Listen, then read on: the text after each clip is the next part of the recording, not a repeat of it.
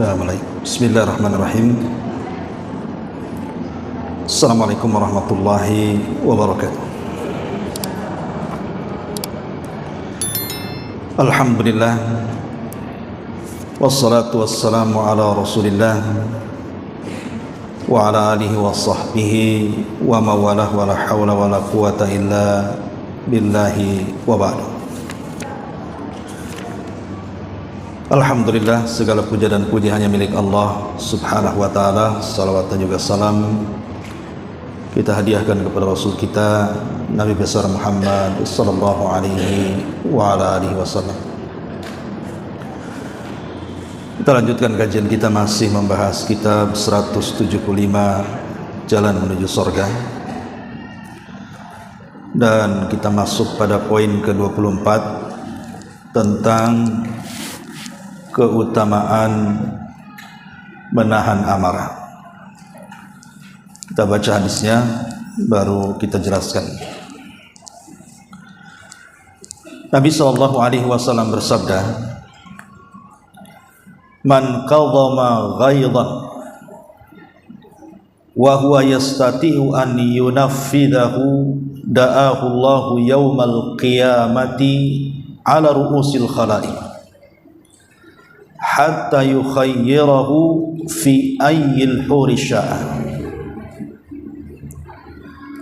Barang siapa yang menahan amarahnya padahal dia sanggup untuk meluapkannya, maka Allah subhanahu wa ta'ala akan memanggilnya pada hari kiamat di hadapan semua makhluknya. Kemudian Allah memilihkan untuknya para bidadari yang dia sukai.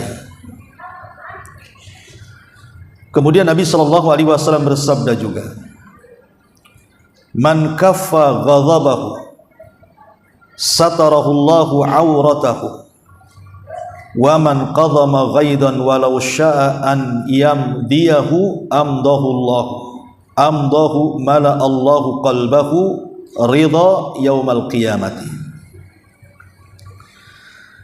Barang siapa yang menahan emosinya atau perasaan marahnya, niscaya Allah akan menutupi aibnya. Dan barang siapa yang menahan amarahnya padahal dia mampu meluapkannya, niscaya pada hari kiamat Allah akan memenuhi hatinya dengan keridhaan kepada Allah subhanahu wa ta'ala. Taib, ma'asyiral muslimat yang dimuliakan Allah subhanahu wa ta'ala, bab ini menjelaskan kepada kita tentang keutamaan menyembunyikan amarah, dan itu salah satu dari jalan menuju surga Allah subhanahu wa ta'ala. Dalam kehidupan kita, saya, ibu atau siapapun, mesti ada yang memancing kita untuk marah, kan? Mesti itu. Entah itu datangnya dari keluarga sendiri, entah itu datangnya dari tetangga sendiri, ataupun orang-orang yang ada di luar sana. Mesti ada orang yang memancing kemarahan itu.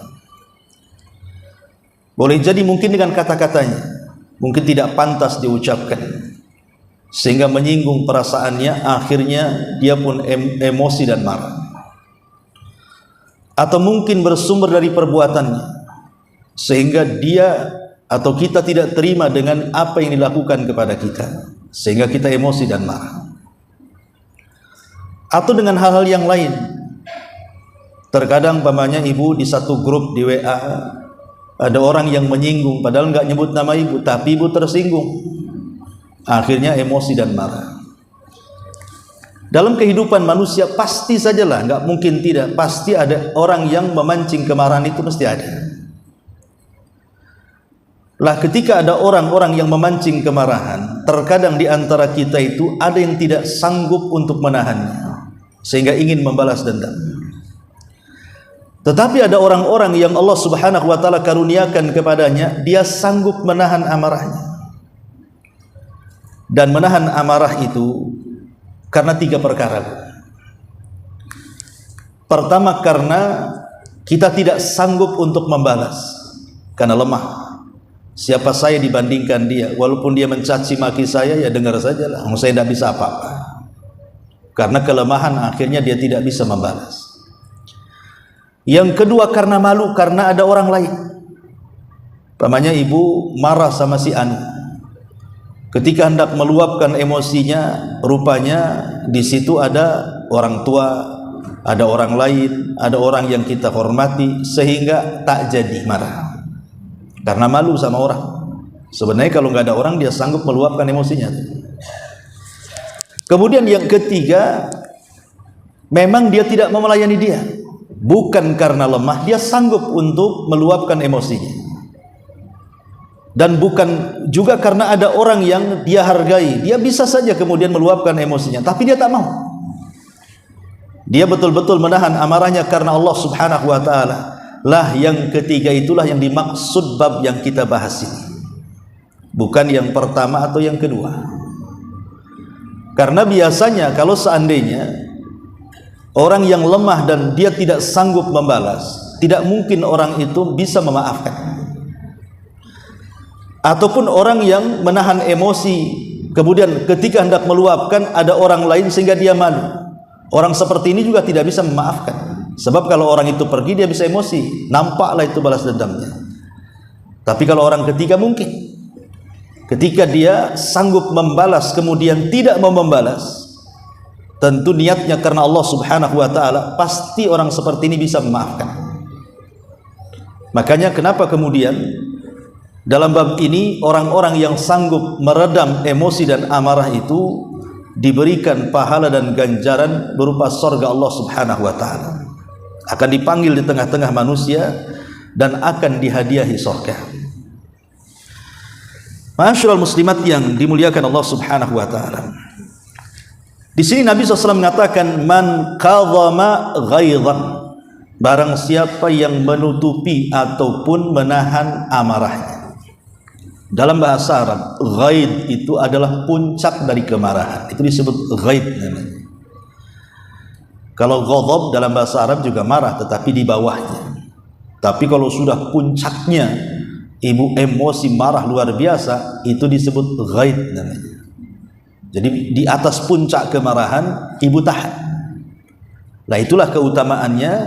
Allah Subhanahu wa ta'ala akan panggil kita di halayak manusia pada hari kiamat, kemudian diberitahu tentang kenikmatan yang kita akan dapat di surga. Bicara tentang marah, terkadang di antara kita ini ketika marah itu pasti persoalan pribadi. Jadi kalau seandainya disinggung kehormatannya, dia marah. Atau disinggung anaknya, dia marah. Atau disinggung suaminya, dia marah. Disinggung orang tuanya, dia marah.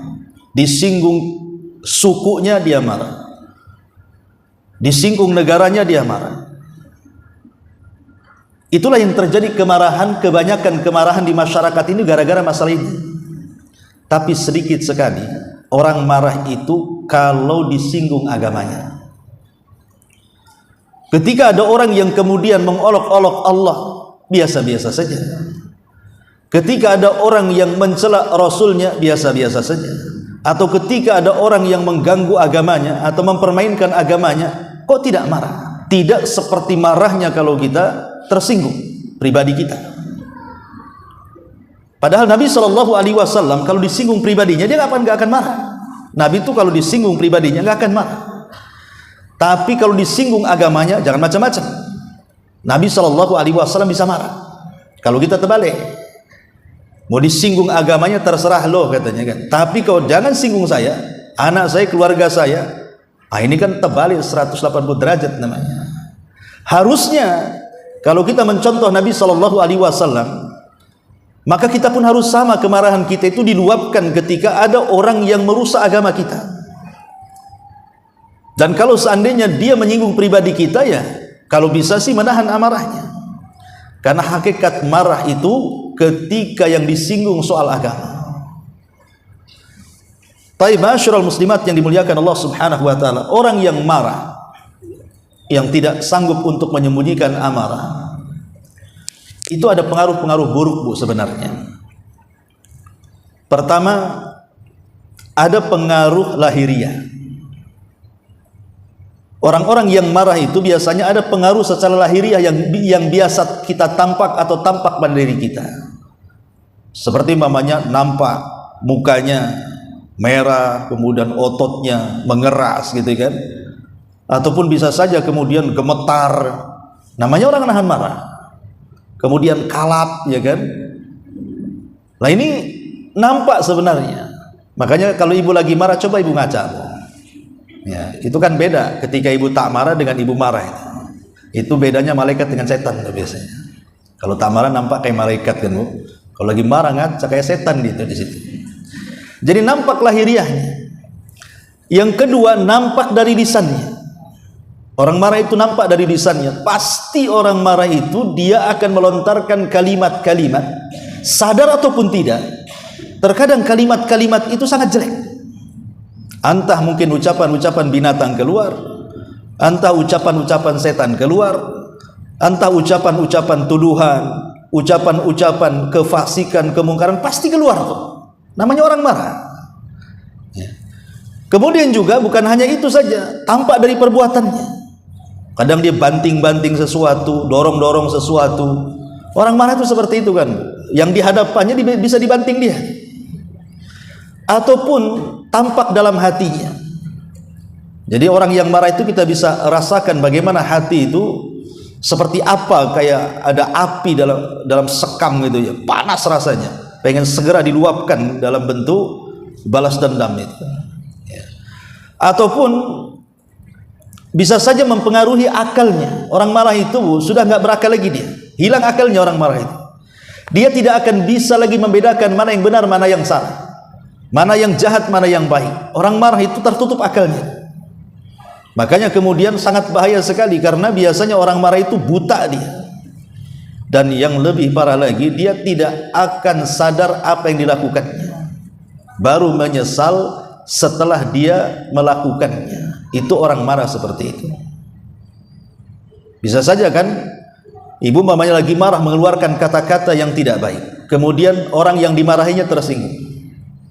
Setelah kemudian ibu sadar, baru ibu nyesel. Orang yang dimarahi sakit hati, akhirnya mendoakan yang tidak sama kita, atau boleh juga membalas dendam kepada kita. Lah, hal-hal yang seperti ini wajar, karena memang marah itu datang dari setan. Marah itu datang dari setan. Sampai ada seorang ulama, dia mengatakan, aqrabu ma yakunul abdu min ghadabillah idza ghadib. Kata Abu Dzar, seorang sahabat radhiyallahu anhu, mengatakan, seseorang paling dekat dengan kemurkaan kepada Allah. Jadi seseorang itu lebih dekat dengan kemurkaan Allah saat dia marah. Ingat, Bu. Jadi orang yang paling dekat dengan murkanya Allah itu ketika kita sedang marah. Karena tadi saya katakan orang marah itu tidak hilang akalnya. Dia bisa mengucapkan kalimat-kalimat sadar ataupun tidak. Terkadang kalimat itu membuat Allah murka. Makanya ada hadis yang mengatakan, wa innal abda yatakallamu bil kalimati min sukhtillahi la yulqilaha balan yahwi sahibuha fi nari jahannam. Terkadang ada seorang hamba mengucapkan satu kalimat tanpa sadar, rupanya kalimat itu membuat Allah murka. Itu cukup membuang dia ke dalam jahanam. Makanya kenapa kemudian pentingnya menahan marah? Karena orang marah itu lupa diri, lupa ingatan. Terkadang dia melontarkan kata-kata nggak sadar, rupanya kata-kata itu justru membuat murka Allah yang menjadikan kita menjadi penghuni jahanam. Maka di sini pentingnya menahan amarah di sini, supaya tidak mengeluarkan kata-kata yang tanpa sadar menjadi Allah murka. Makanya kata Abu Dzar, sesuatu yang paling mendekatkan dengan kemurkaan Allah itu saat dia marah. Makanya kenapa kemudian ulama mengatakan, kalau kita sedang marah, Bu, pertama segeralah kita al-isti'anatu billah, meminta kepada Allah pertolongan, agar jangan kemudian marah ini terus dituruti. Minta pertolongan kepada Allah. Idza sta'anta fasta'in billah. Kalau minta pertolongan, mintalah pertolongan kepada Allah Azza wa Jalla. Kemudian yang kedua, al-isti'adzatu billah. Cobalah kita berlindung kepada Allah Subhanahu wa taala, karena begini Bu, orang yang sedang marah ini, kalau kita tidak segera berlindung kepada Allah Subhanahu wa taala, maka orang ini biasanya tidak akan menerima kebenaran. Karena di zaman Rasul ada dua orang yang sedang bertengkar sampai memerah wajahnya, terangkat suaranya. Karena orang marah itu kan meki-meki, bukan? Biasanya orang marah itu nggak malu dia dengan siapa saja, dia akan tumpahkan di situ. Jadi Nabi Shallallahu Alaihi Wasallam akhirnya menyampaikan kepada seseorang untuk melerai dua orang yang sedang emosi. Kata Rasul Shallallahu Alaihi Wasallam kepada orang ini, sampaikan kepada orang yang sedang bertengkar itu, inni la a'lamu kalimatan law qalaha la dhahaba anhu ma yajid. Aku punya satu kalimat, kalau diucapkan orang yang sedang marah, saya yakin maka akan sedikit demi sedikit hilang kemarahannya. Kemudian Rasul mengatakan, ucapkan a'udzu billahi minasyaitonir rajim. A'udzu billahi minasyaitonir rajim. Aku berlindung kepadamu ya Allah dari setan yang terkutuk. Akhirnya kemudian orang ini mendatangi orang yang sedang marah-marahan tadi, orang yang sedang bertengkar tadi, dan mengatakan, barusan Nabi Shallallahu Alaihi Wasallam mengajarkan satu kalimat, kalau kalian berdua mengucapkannya, maka akan hilang perasaan marah di antara kalian berdua. Ucapkanlah a'udzu billahi minasyaitonir rajim. Tiba-tiba kemudian yang satu mengatakan, abi majnunun, apakah aku sudah gila mengucapkan kalimat itu? Lihat, dinasihati malah melawan. Itulah orang yang marah, Bu. Orang marah itu hilang ingatannya. Walaupun pamannya dinasihati suruh membaca doa ini, doa itu, ibu yang kena marah. Coba saja kalau ada orang marah, ibu dekati, ibu katakan, ya apa istilahnya, nyebut gitu ya, suruh nyebut gitu kan. Jadi orang marah, nyebut apa aku katanya kan, nyebut bukan begitu Bu, ajari istighfar. Kalau di masyarakat kan begitu, sudah istighfar.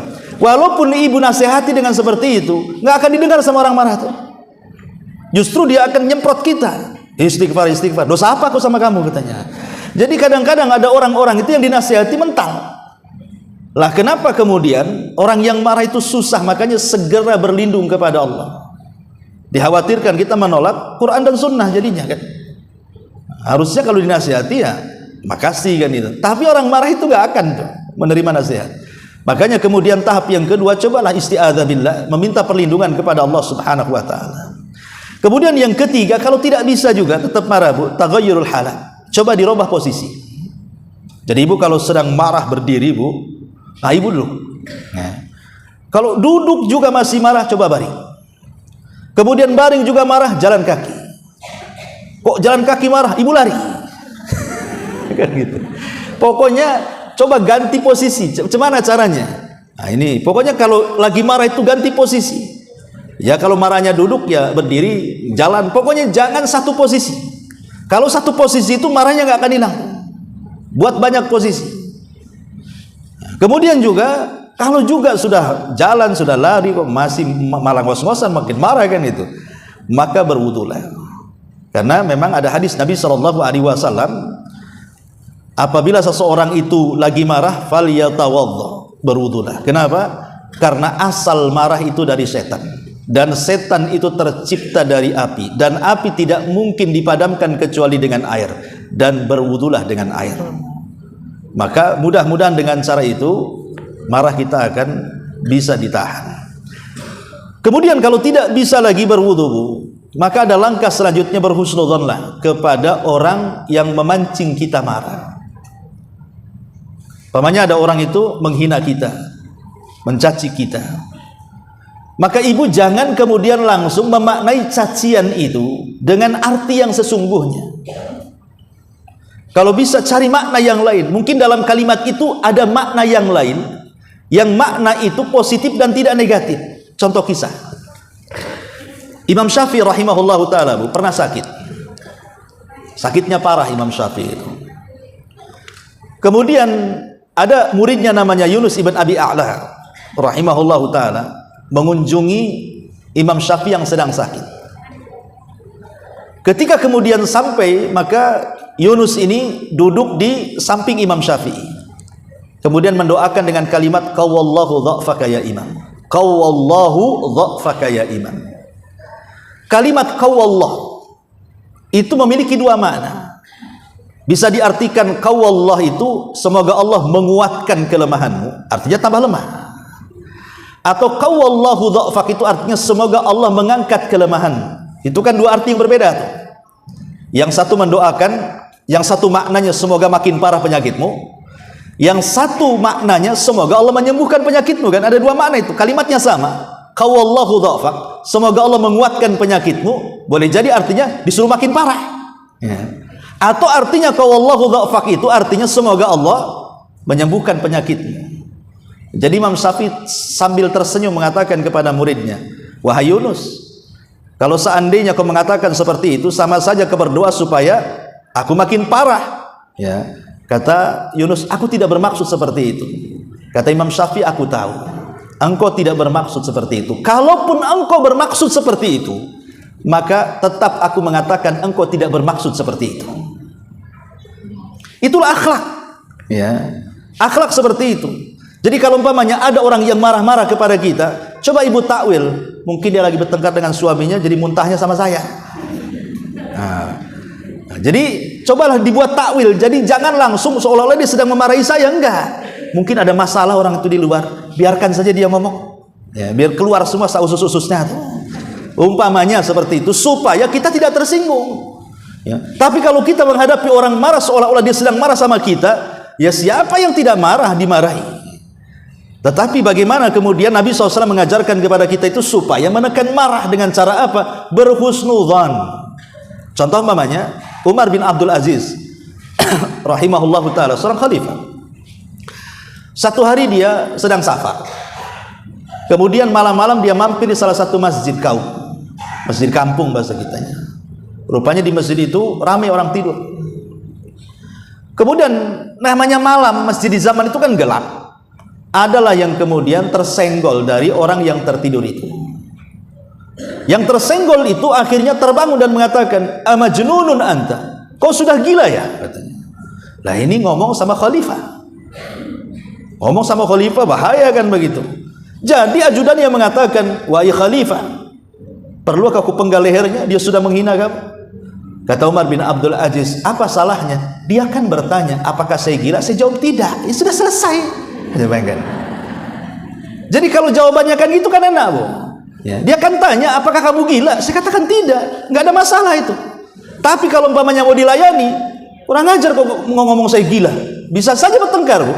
Jadi itulah caranya menghadapi emosi itu. Sampai-sampai Zainul Abidin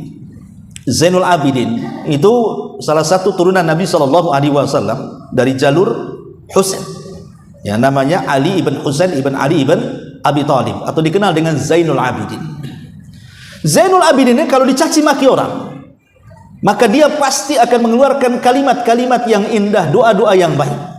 Jadi kalau seandainya dia dikatakan engkau ini kurang ajar, nah maka dia mengatakan semoga Allah berikan hidayah kepadamu. Ya. Engkau ini fasik, semoga Allah memperbaiki kamu. Ya. Itulah yang keluar itu doa-doa yang baik, Bu. Jadi kalau ibu dimarahi seperti itu, tapi zaman sekarang kalau gitu malah mengemukan emosi kan, Bu ya. Pemanya ada yang marah-marah sama ibu, ibu katakan semoga Allah kasih hidayah. Emang aku sesat katanya. Kan gitu. Orang sekarang ini nggak paham kan itu. Jadi itulah dulu bagaimana Zainul Abidin ini mengajarkan kepada kita idfa billati hiya ahsan. Artinya balaslah dengan sesuatu yang jauh lebih baik lagi. Makanya ada cerita dari Zainul Abidin, kalau nggak salah pernah saya ceritakan di sini. Jadi Zainul Abidin ini dia meminta kepada budaknya untuk diambilkan air panas kan itu ya. Kalau kita ingin ngopi lah zaman sekarang. Akhirnya kemudian diambilkan air panas. Rupanya si budak ini teledor. Entah kenapa kemudian gelasnya tumpah. Ngenailah kemudian bajunya Zainul Abidin itu. Apa nggak marah ini budaknya ini kurang ajar kan gitu. Gimana tuannya disiram sama air panas kan gitu. Tapi sebelum dia meluapkan emosinya, karena dia sanggup meluapkan emosinya, ini kan budaknya pula cerdas. Dia membacakan ayat Al-Quran. Dia mengatakan, ya imam, bukankah Allah subhanahu wa ta'ala berfirman di antara ciri-ciri orang yang bertakwa adalah wal kadiminal ghaidha, adalah orang-orang yang mampu menahan amarahnya. Pas lagi marah mendengar ayat itu dibaca, tak jadi marah dia. Dia mengatakan, oh iya, ya, aku tahan amarahku, katanya. Kemudian dia membaca lagi, tapi ada sifat-sifat yang keduanya, ya imam, wal afina anin nas. Ciri-ciri orang yang bertakwa adalah orang yang memaafkan manusia. Jadi Zainal Abidin langsung melirik budak itu. Oh ya udah, saya maafkan kamu. Kata budak itu, ada lagi tambahan ayatnya, wallahu yuhibbul muhsinin, dan Allah suka dengan orang-orang yang berbuat baik. Kata Zainal Abidin, ya kalau gitu ku bebaskan kau, udah pergi sana. Kan enak, Bu. Tuh. Kalau diingatkan, dia sadar gitu ya. Kalau diingatkan dia sadar, itulah contoh orang yang bisa menahan emosi. Diingatkan dia sadar. Kalau kita diingatkan makin muncak tuh. Ya. Apalagi kemudian dilerai kawannya, akhirnya disangkanya kawannya pula ikut-ikutan kan. Oh jangan-jangan kau sama dia pula berkongsi. Padahal kawannya mau nasihati sebenarnya. Lah itulah kadang-kadang orang yang emosi ini tidak bisa tertahankan. Makanya cobalah berhusnudzon. Ya, memberikan uzur kepada orang yang marah. Ya mungkin dia habis, mungkin salah obat yang makan mungkin. Atau apalah, yang penting supaya kita tenang, supaya jangan mempedulikan dia. Itu namanya husnudzon, ya. Kemudian juga yang selanjutnya, coba ingat ketika kita sebelum marah itu, ingatlah kajian tentang hari ini tentang keutamaan orang yang menyembunyikan amarahnya. Oh iya, nggak jadi saya marah. Kenapa? Tadi saya baru ngaji katanya. Keutamaan orang yang marah, yang menahan amarah gitu. Ingat keutamaan itu. Ya. Kemudian juga ingat akibatnya. Akibat orang marah seperti apa? Itu bisa mempengaruhi semuanya, bukan hanya mempengaruhi agamanya, kesehatan-kesehatannya itu terpengaruh.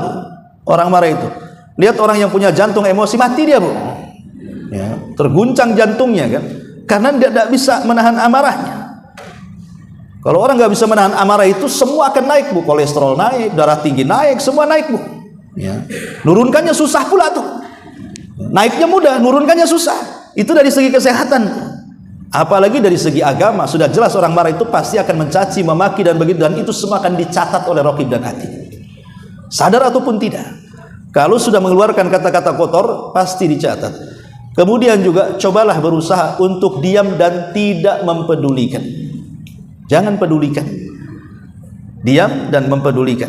Jangan pedulikan. Kemudian yang terakhir tentu berdoa kepada Allah Azza wa Jalla. Minta kepada Allah Subhanahu wa taala agar kita sanggup untuk menahan amarah. Baik, masyarakat muslimat yang dimuliakan Allah Subhanahu wa taala. Itu diantara tentang cara-cara meredam emosi. Ada beberapa perkataan para ulama yang saya akan sebutkan dulu. Pertama, Umar bin Khattab radhiyallahu anhu pernah menulis surat kepada Abu Musa al-Asy'ari.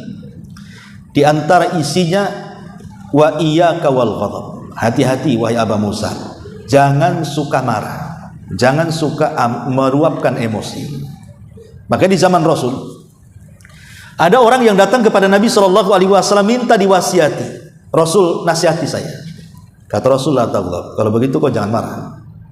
Datang lagi besoknya, wahai Rasul, berikan wasiat kepadaku. Kata Rasul, la taghdab, jangan marah.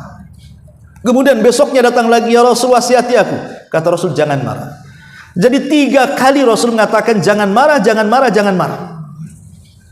Kenapa Rasul SAW mewasiatkan seperti itu? Karena Rasul itu ketika menasihati orang, dia melihat karakter orang. Kalau karakter orang ini suka emosian, ya itulah yang dinasihatkan. Dia tahu karakter orang, makanya kemudian Rasul, oh cocoknya orang ini dinasihati untuk tidak mudah emosi, mungkin karena orangnya emosian. Maka itu pula yang dinasihatkan Nabi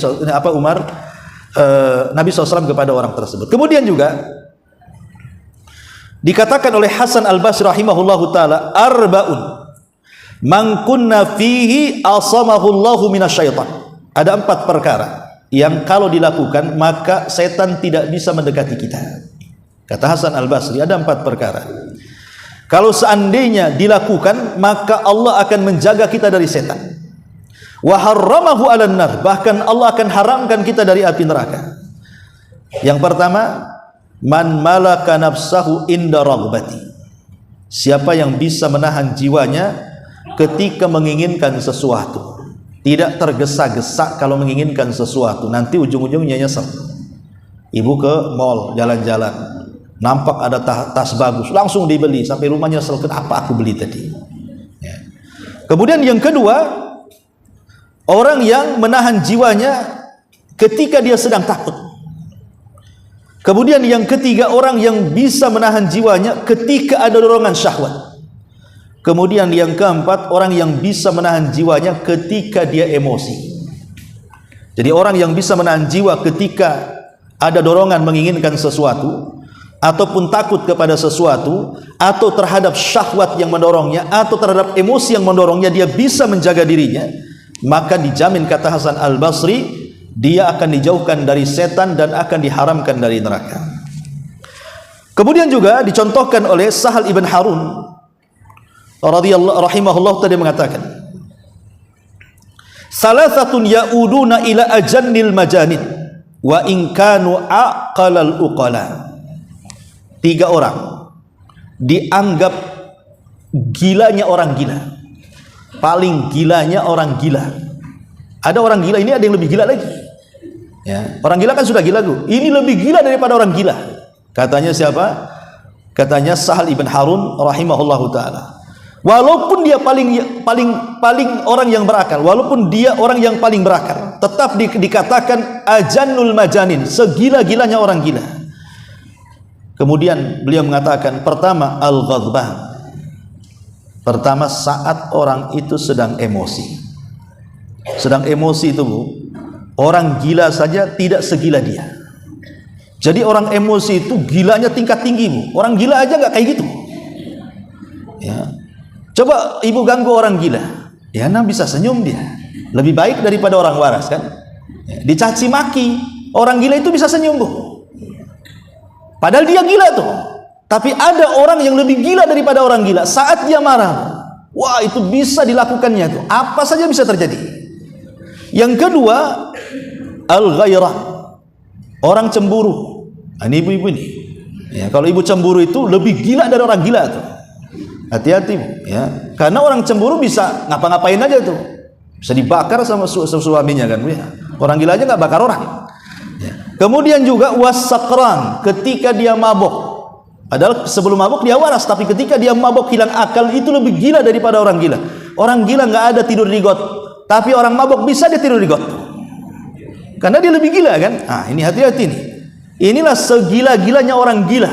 Orang yang sedang emosi, orang yang sedang cemburu, dan orang yang sedang mabok. Itu segila-gilanya orang gila. Ya. Bahkan dikatakan oleh para ulama yang lain bahwa ra'sul humki, bahwa puncak dari kebodohan, puncak kebodohan adalah al-ghadab, orang yang sedang emosi. Karena secerdas apapun dia, walaupun dia profesor, kalau sedang emosi, Bu, hilang keprofesorannya itu. Hilang tuh, kecerdasannya nggak ada. Kalau dia meluapkan emosinya, saat cerdas-cerdasnya orang cerdas pun hilang kecerdasannya. Makanya kenapa dikatakan ra'sul humki? Ulama mengatakan jahil-jahilnya atau sebodoh-bodohnya atau puncak kebodohan adalah al-ghadabu, saat dia marah. Kemudian juga disebutkan oleh Imam Al-Asma'i rahimahullahu ta'ala, al-ghadabu aduul aqli, bahwa emosi itu musuh daripada akal. Karena saat emosi hilang akalnya.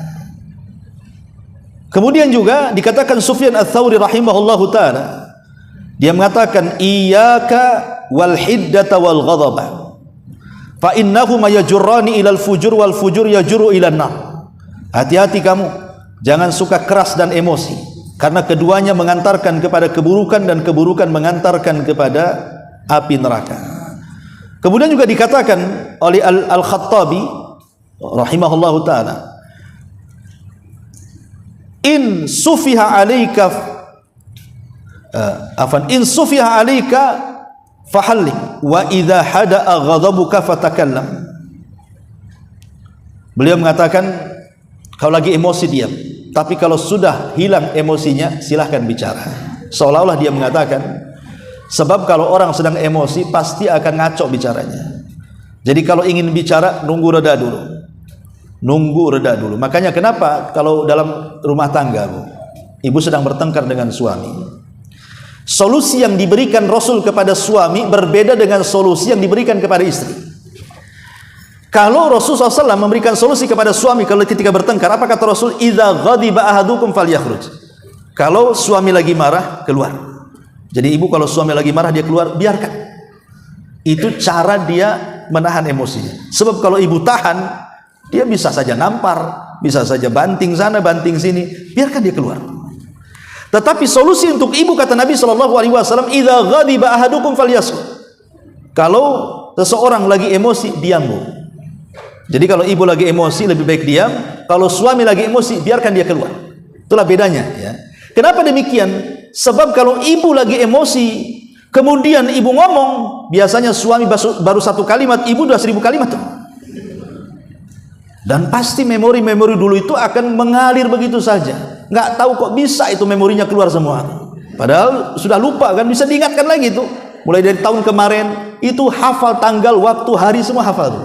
Tak dari mana tuh datang memori itu. Kalau laki-laki kan mudah lupa, Bu. Yang kemarin nggak tahu saya. Ya sudah. Ya, karena ketutup dengan akalnya. Tapi kalau ibu kebuka dengan perasaannya, makanya kebongkar semuanya. Mungkin udah punya catatan di kamar, saya tak tahu kan. Tapi yang jelas bahwa dari sini menunjukkan bagaimana bahayanya orang emosi. Taib itu diantara sedikit keterangan. Kembali kepada hadis Nabi SAW di sini. Nabi SAW mengatakan, man qadhama ghaidhan, barang siapa yang menahan puncak amarah. Ghaidh itu artinya puncak amarah. Wa huwa yastati'u an yunafidahu, sementara dia sanggup untuk meluapkannya. Dia bisa ketika marah itu ngomong, ya, dan dia sanggup, bukan karena lemah, bukan karena malu, tidak, dia sanggup untuk meluapkan emosinya. Tapi dia tahan, tidak mau, ya. Tentu karena Allah Subhanahu wa taala. Maka sebagai balasannya, da'ahullahu yaumal qiyamah, maka Allah Subhanahu wa taala akan memanggil orang tersebut pada hari kiamat ala ru'usil khalaik, di tengah-tengah seluruh manusia yang awal sampai yang akhir. Kemudian hatta yukhayyirahu fi ayyi huril in, sampai kemudian Allah akan memilihkan untuknya bidadari yang dia sukai. Tentu ini bagi laki-laki. Bagi perempuan ya tentu nikmat yang lain yang Allah berikan. Ini kan contoh saja. Rasul mencontohkan bagi laki-laki, kalau dia bisa menahan emosi maka silahkan pilih dari bidadari. Tentu kalau ibu yang seperti itu tentu akan lain lagi kenikmatan yang Allah berikan saat mampu menahan emosinya. Kemudian Nabi SAW juga mengatakan, man kaffa ghadabahu, barang siapa yang mampu menahan emosinya, dia sanggup menahan emosinya, satarahullahu auratahu, maka Allah akan tutup aibnya. Kenapa Allah Subhanahu wa taala akan tutup aibnya? Ya tadi, kalau orang lagi emosi pasti akan bongkar-bongkar aib orang. Kayak aku nggak tahu kamu saja, mau kubongkar aibmu. Orang marah kan begitu, dia ngancam-ngancam dia. Ya. Kau juga kok merasa kayak malaikat. Aku bisa juga sisi setanmu saya bukan. Ya. Jadi ada orang-orang itu yang kemudian berusaha untuk membongkar aibnya. Akhirnya disebar lewat grup, lewat WA macam-macam tuh. Tapi orang yang menahan, mau tulis tak jadi, mau ngomong dia tahan, mau mukul dia tak mau. Maka Allah Subhanahu wa taala janjikan satarahullahu auratahu, maka aib dia akan ditutup oleh Allah Subhanahu wa taala. Wa man kadhama ghaidhan, tapi barang siapa yang kemudian menahan amarahnya, walau syaa, walaupun dia sanggup, an yamdiyahu, untuk membalasnya, amdahu mala Allahu qalbahu ridha yaumal qiyamah, niscaya pada hari kiamat Allah akan memenuhi hatinya dengan keredhaan. Ridha Allah Subhanahu wa taala itu sangat kita hajatkan.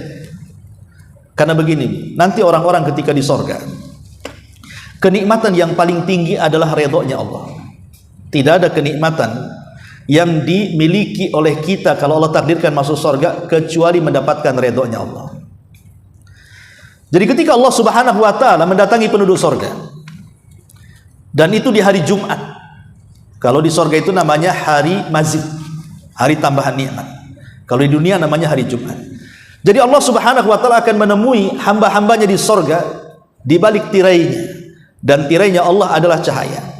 Kemudian Allah Subhanahu wa taala akan berfirman kepada penduduk sorga, saluni ma syi'tum, mintalah sesuatu kepadaku, aku akan beri, aku akan tambah nikmat kalian. Maka penduduk surga mengatakan, ya Rabb, alam tubayyid wujuhana wa tubaiduna anin nar wa tudkhilana al-jannah. Bukankah Engkau sudah memutihkan wajah-wajah kami, mengeluarkan kami dari neraka, memasukkan kami ke surga? Apalagi ya Rabb nikmat? Sudah cukup ya Rabb. Tapi Allah mengatakan, saluni ma syi'tum. Minta lagi sesuatu yang kalian kehendaki, minta sekarang, ku tambah kenikmatanku untuk kalian. Maka penduduk surga bingung mau minta apa, karena semua sudah ada. Kenikmatan yang tidak pernah dilihat mata, didengar telinga, terlintas dalam otak manusia pun sudah mereka dapati di surga. Tiba-tiba Nabi Adam alaihi salatu wasalam bangkit dan mengatakan, mintalah kepada Allah keredhaan. Sebab kalau dia murka, maka nasib kalian sama dengan nasib aku. Dulu aku di surga, tiba-tiba Allah murka, Allah usir aku dari surga. Maka minta keredhaannya agar kita semua jangan pernah dikeluarkan lagi dari surga, dan jangan sampai Allah murka lagi kepada kita. Maka serentak penduduk surga mengatakan, nas'aluka ridhaka ya Rabbana. Ya Rabb kami meminta kerelaanmu, keredhaanmu, agar engkau tidak murka lagi kepada kami. Maka Allah mengatakan, hari ini aku berikan keredhaanku untuk kalian, fala ashad alaikum abada, dan aku tidak pernah akan murka lagi kepada kalian selamanya. Jadi selama itulah Allah tidak akan mengeluarkan lagi penduduk surga, dan mereka akan kekal di dalamnya. Karena Allah janji akan memberikan keredhaan dan tidak akan amarah lagi. Itulah puncak daripada nikmat, mendapatkan keredhaan. Lah salah satunya adalah orang yang bisa menahan emosinya akan mendapatkan keredhaan Allah Subhanahu wa taala. Wallahu a'lam bishawab. Ini yang bisa saya sampaikan. Sebelum saya tutup, silakan kalau ada yang mau bertanya.